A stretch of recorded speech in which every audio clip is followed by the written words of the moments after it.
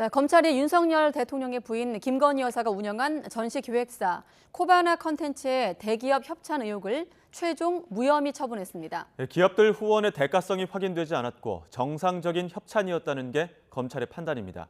취재기자 연결해 자세히 들어보겠습니다. 임성호 기자. 네, 서울중앙지검입니다. 네, 정상적인 협찬이었다. 그러니까 김 여사의 코바나 컨텐츠 협찬 의혹을 검찰이 최종 무혐의 처분한 겁니까? 네, 해당 의혹은 김 여사가 운영하던 전시기획사 코바나 컨텐츠가 기획하던 전시와 관련된 의혹입니다.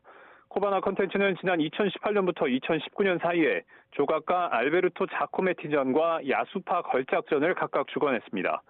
이때 대기업 여러 곳이 협찬을 했는데요. 당시는 김 여사의 남편 윤석열 대통령이 서울중앙지검장과 검찰총장을 차례로 역임한 시기와 겹칩니다.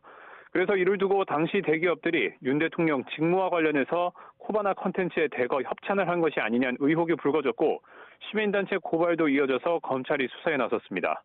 그리고는 이번에 김 여사와 윤 대통령 또 관련 기업들에 대해 최종 무혐의 처분을 검찰이 내린 건데요. 검찰은 김 여사와 코바나 컨텐츠 직원 또 관련 대기업 관계자들을 조사한 결과 협찬의 대가성이나 청탁금지법 위반 여부를 확인하기 어려워 무혐의 처분했다고 밝혔습니다. 검찰은 앞서 재작년 12월에는 코바나 컨텐츠가 2016년 12월에 진행하고 도이치모터스 등 23개 기업이 협찬했던 현대건축의 아버지 르 코르비지에 전에 청탁금지법 위반 혐의를 무혐의 처분했습니다.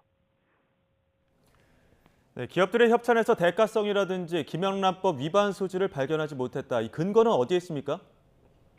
네, 윤 대통령과 김 여사 등 관련자들이 고발된 혐의는 부정한 청탁을 요건으로 하는 제3자 뇌물죄와 청탁금지법 위반 등이었습니다. 기업 협찬의 뇌물성 여부에 대해서 검찰은 대가성이 확인되지 않았다고 밝혔습니다. 협찬 과정에서 부정한 청탁이 있었는지 확인돼야 하는데 수사 결과 당시 계약에선 통상적인 협찬으로 파악됐다는 겁니다. 또 청탁금지법 위반과 관련해서도 기업들의 협찬이 청탁금지법이 금지하는 성격의 금품수수가 아니라고 판단했다고 설명했습니다. 코바나 컨텐츠가 기업으로부터 협찬받는 과정이 정상적인 업무 계약에 따라 이루어진 것이어서 당시 김 여사가 신고할 의무가 따로 없었다는 겁니다. 하지만 이어진 검찰의 설명은 또 다른 논란을 낳았습니다.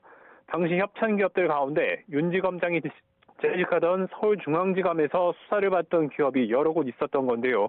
공교롭게도 협찬 이후에 검찰이 일부 기업에 대해 불기소 처분한 것으로 파악됐습니다. 이와 관련해 검찰은 이들을 불기소한 이유는 당시 의견서에 충분히 적시했다며 불기소 처분과 코바나 컨텐츠 협찬의 대가성 정황은 없었다고 거듭 선을 그었습니다. 하지만 검찰은 김 여사에 대한 강제 수사는 한 번도 하지 않았다고 밝혀 논란의 불씨를 남겼습니다. 검찰 관계자는 김 여사 소환 조사나 휴대전화 포렌식 없이 두 차례 서면 조사만 했다며 제기된 의혹이 다 규명됐다고 판단해 강제 수사를 따로 진행하진 않았다고 설명했습니다.